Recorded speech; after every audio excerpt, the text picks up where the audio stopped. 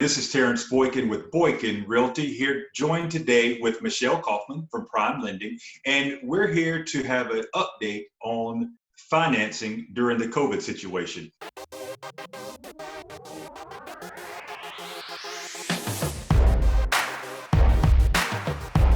If you guys remember, Michelle was here with us during the very beginning of COVID, and we did a video about, well, maybe if COVID is here for a short time, what may happen, and some scenarios if it's here for a long period. And it looks like we'll be dealing with the economic effects of COVID for quite a while now. So thanks, Michelle, for coming out today. Yeah, thank you for having me, Terrence. Awesome. We were having a conversation the other day about some of the things that you're seeing in the lending industry right now. And it really reminded me of being from the South, being in the car during the rain and truly skidding into a ditch. Now, it wasn't my fault that I ran in the ditch, but now my car is in the ditch. And I've got three choices. I can try to get it out myself, which I can tell you, I'll probably make more of a mess than there was already there, and I'll never get it out.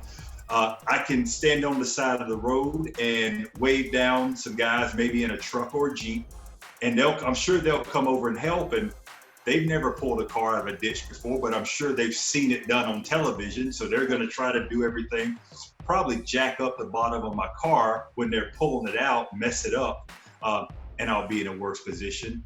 Or I have the third choice of calling a professional, a tow truck. It may take a little longer, but she's going to get my car out with no damage, and I can go along my way. When you were talking about some of the issues that you're seeing right now with people entering into the forbearance program with their lender, that's what that made me think about. We've got a lot of people right now during COVID that are in a bad financial situation from no action of their own. It's just the way it happened. Can you tell us a little bit about what you were saying about forbearance? Yeah, so a lot of what I've been seeing is sometimes mortgage companies will reach out to borrowers, or maybe the borrower might be reaching out to the mortgage company on their own, but they're like, hey, we've got, under the CARES program, this is really great. We can put your loan into forbearance, and maybe you skip, 3 months, 6 months, 12 months of mortgage payments. And that will help you. And in some cases that works really well for people, because if you have been negatively impacted by COVID, maybe you've lost your job or your income has decreased because of it, you need that financial help with your mortgage. And that works out really well. But what I've seen, there are some people who are thinking, why not? That's great. Let me skip a few months of payments, and I'll take advantage of that. I don't necessarily need it, but why not do it? What people aren't realizing, though, that it's not free money. It will have to be paid back. It'll probably get added onto your mortgage term. But there are cons to this that people don't realize. There's pros and cons with everything. So the con is if you go into forbearance and then maybe you want to refinance your house, or maybe you want to purchase another home.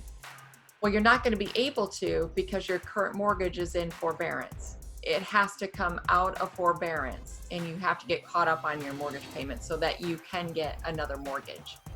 Because you can't do the two at the same time.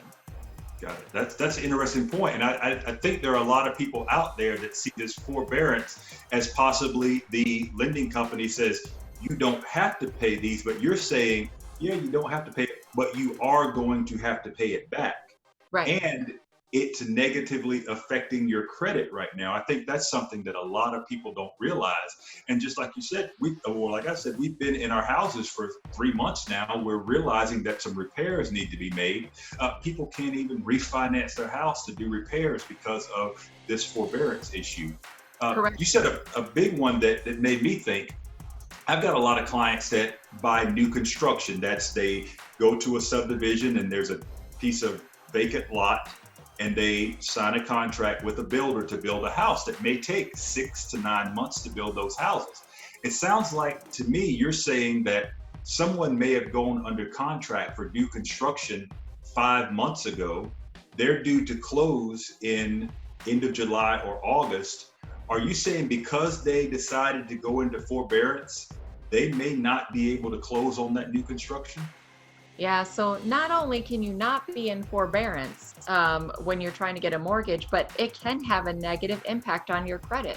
Wow. So I've had cases and where it's dropped as much as 40 points on Wow. a credit score. So it can have a negative impact on it. So if you're able to make your mortgage payment, you're better off to make that payment and then not go into forbearance if you don't need to. So if you've got a house that you're building and it's not going to be ready for 6 months, 9 months, maybe you get that call from your current mortgage company that says, hey, would you like to go into forbearance? And you're thinking, great, why not? I'll just skip a few mortgage payments because I'm going to sell my house in a couple of months anyway. Well, it can have that negative impact on your credit, and then it will lower your score, and then you may not be able to get approved for that new mortgage on the home that you're having built.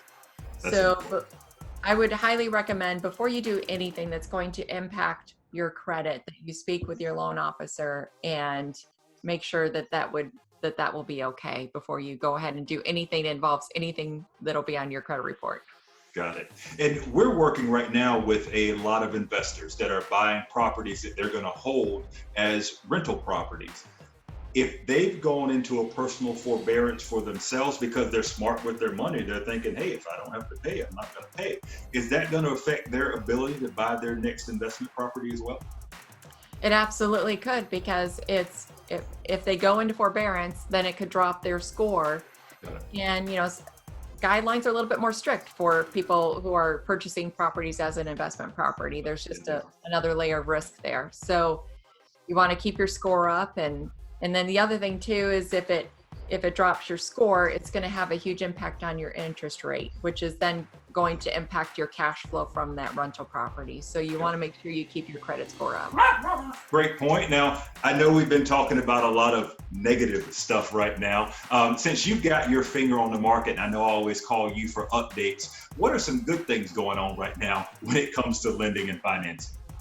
Well, today the good report that came out was the unemployment and the jobs report. So there was over 4 million jobs that were created, so that's great. The unemployment rate came down to a little over 11%, so those numbers are really good, and the interest rates are still really good. So if you've got great credit, you're still looking at a 30-year rate somewhere around 3% right now. So the mortgage rates are really great. So it's a perfect time to get out and buy a house and or refinance. You can't find a better time right now. So I would get out and look at that new construction or those resales. I like the way that sounds. Well, thank you, Michelle, for taking a few minutes with us today. And I'm sure if anybody's been watching this video in the Triangle area or across the country, if you've got questions about forbearance, maybe you've already stepped into that program and now you want to find a way out of it, Michelle would be a great person to reach out to. If you just need a good idea of where you are credit-wise, she's a great person to reach out to. Michelle, how can they reach out to you? You can reach out to me either by calling me at 919-796-3097, or you can send me an email at mkaufmann@primelending.com, or you can go to my website at michellelensmoney.com. Awesome. And yes, Love I Michelle have 2 Lens dogs. Money. Perfect. Well, thanks again for being on the video today. If you have any questions for Michelle, please get those over to her. And if you have any suggestions for upcoming videos, please let us know about that. Hope everyone has a great weekend. Thanks, Michelle.